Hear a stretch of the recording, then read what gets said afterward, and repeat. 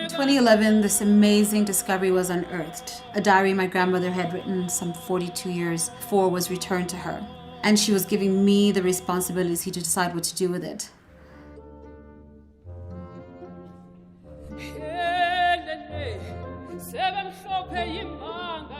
When the pages that make up this journal were returned to me after so many years, I did not want to read them. I was afraid. There are memories that hurt so much you do not want to remember. But at the same time, I was glad to be able to tell our children and grandchildren what we went through.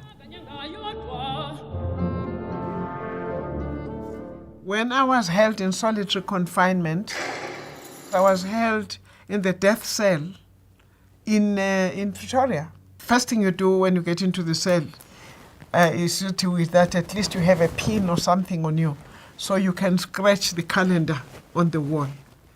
And that is how I kept sane, because you lose track of the time and the date. It had 3 doors. You had your door, and then the grill door, and then the door.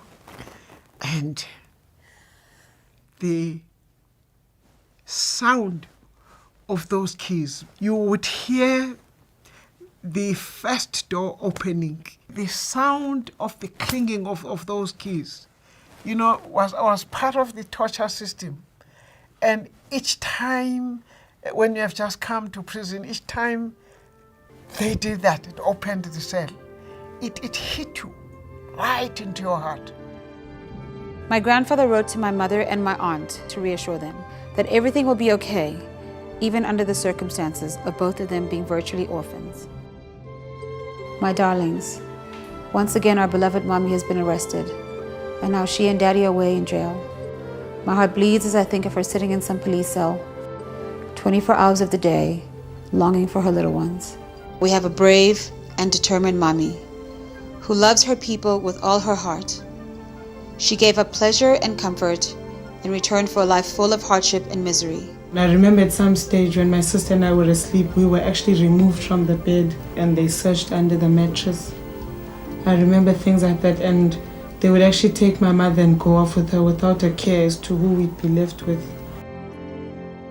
They would bring this porridge on top of your toilet bucket.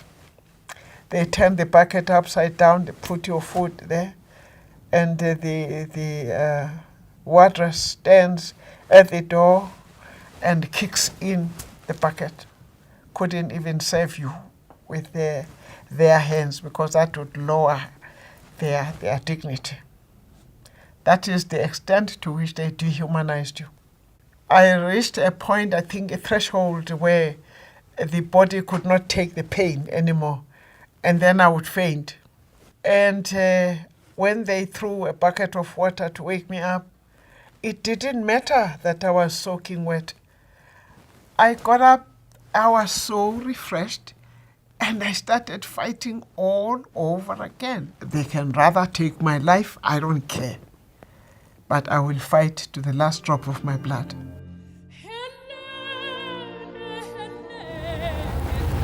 I'm waiting for you. Don't touch me. Just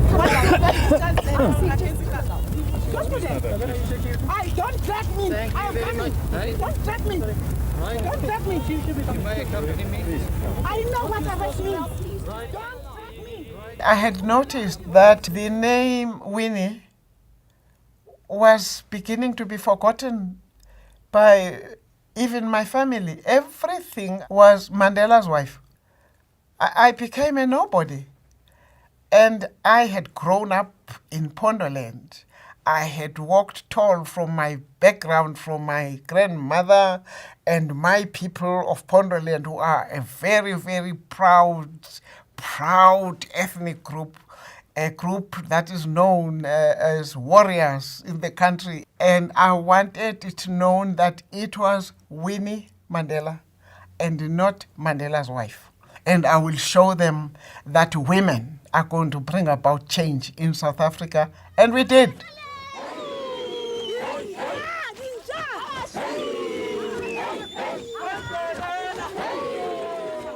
It is Zanyiwe, meaning trial. I cannot believe my mother and my father named me that. Trial. Why?